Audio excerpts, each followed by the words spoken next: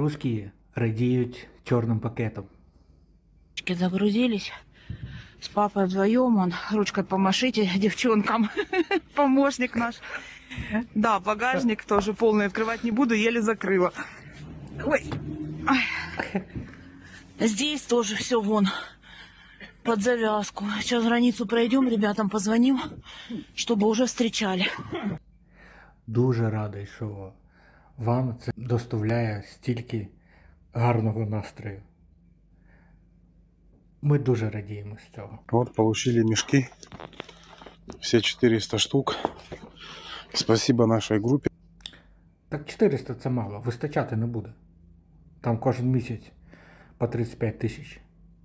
Куди 400? С Медведем. И всем неравнодушным, которые нам помогли в этой непростой, конечно, ситуации. Всем спасибо.